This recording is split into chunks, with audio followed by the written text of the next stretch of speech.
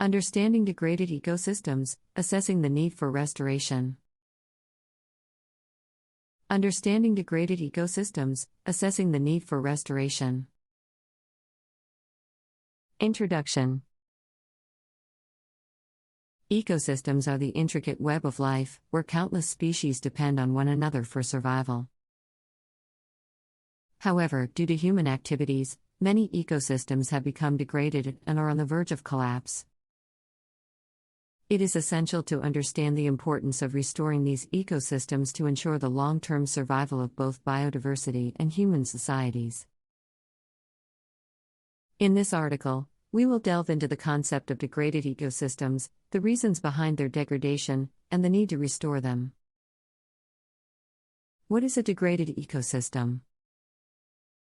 These factors disrupt the delicate balance within an ecosystem, leading to a decline in biodiversity, depletion of natural resources, and the disruption of crucial ecological processes. Degraded ecosystems often exhibit signs such as loss of habitat, decreased species abundance, changes in species composition, and impaired ecosystem functioning. Deforestation disrupts the habitats of countless species, leading to a loss of biodiversity. It also contributes to climate change by reducing the amount of carbon dioxide absorption through photosynthesis. 2. Pollution. Pollution from various sources, including industrial activities, agriculture, and improper waste disposal, can severely degrade ecosystems. Chemical pollutants contaminate water bodies, soil, and air, harming the organisms dependent on these resources.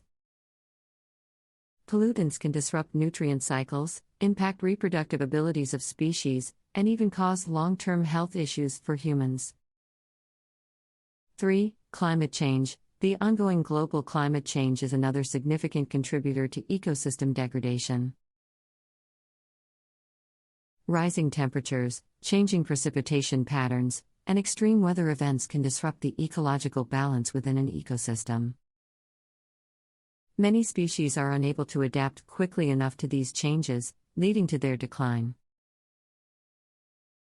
Climate change also affects the availability of crucial resources such as water, further impacting biodiversity. 4. Invasive species. Invasive species introduced to non-native ecosystems can cause significant ecological damage. These species outcompete native species for resources, disrupt food chains, and alter the structure and composition of the ecosystem. Invasive species are a substantial threat to biodiversity and can lead to the extinction of native species.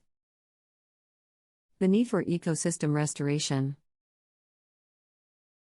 1. Biodiversity conservation. Ecosystem restoration is crucial for the conservation of biological diversity. By restoring degraded ecosystems, we can provide suitable habitats for various plant and animal species. Restoring biodiversity not only ensures the survival of individual species but also enhances overall ecosystem health and resilience. 2. Ecosystem services. Healthy ecosystems provide numerous essential services to humanity, often referred to as ecosystem services. These services include clean water and air, soil fertility, climate regulation, pollination, and control of pests and diseases. By restoring degraded ecosystems, we can sustain and enhance these services, benefiting both the environment and human societies.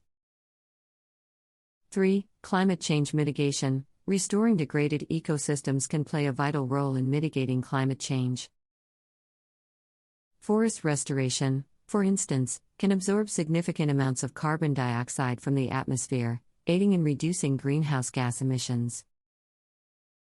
Restored wetlands and coastal ecosystems can also act as natural buffers against storm surges and sequester carbon dioxide. 4. Socio-economic benefits. Ecosystem restoration can have positive socio-economic impacts. Restoring degraded lands, for example, can improve soil fertility and agricultural productivity, leading to increased food security. Restoration projects can also create employment opportunities and support local communities that depend on healthy ecosystems for their livelihoods. For example, reforestation by allowing natural seed dispersal and succession to occur without human intervention. 2. Active restoration. Active restoration involves human intervention to enhance the process of ecosystem recovery. This can include activities such as tree planting, removal of invasive species, and creating suitable habitats for the reintroduction of endangered species. Active restoration aims to speed up the recovery process and increase the likelihood of a successful restoration outcome. Understanding these complexities is essential to plan and implement effective restoration projects. 2. Limited resources. Restoration efforts require sufficient financial, technical, and human resources. Adequate funding, expertise, and long-term commitment are necessary to ensure successful restoration outcomes. 3. Stakeholder involvement. Ecosystem restoration often involves multiple stakeholders with varying interests and perspectives. Engaging and involving local communities, governments, NGOs, and scientists is crucial for the success of restoration projects. Restoring degraded ecosystems is essential for the long-term survival of biodiversity and human societies. Ecosystem degradation occurs due to factors such as deforestation, pollution, climate change, and invasive species. Deforestation disrupts habitats and contributes to climate change. Pollution from various sources harms organisms and disrupts nutrient cycles.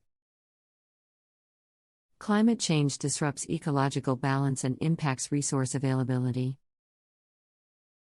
Invasive species cause ecological damage and threaten native species.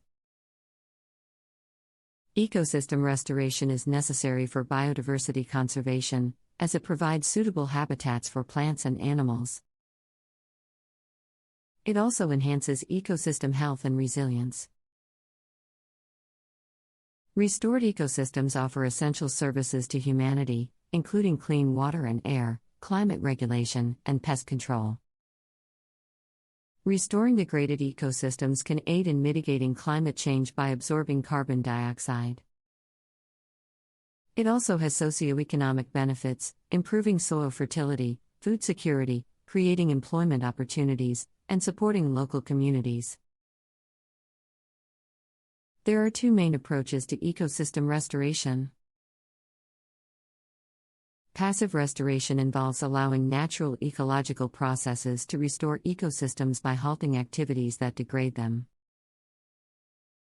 Active restoration involves human intervention to speed up recovery, such as tree planting and removal of invasive species. There are several challenges in ecosystem restoration. The complexity of ecosystems and the scale of human impacts make restoration challenging.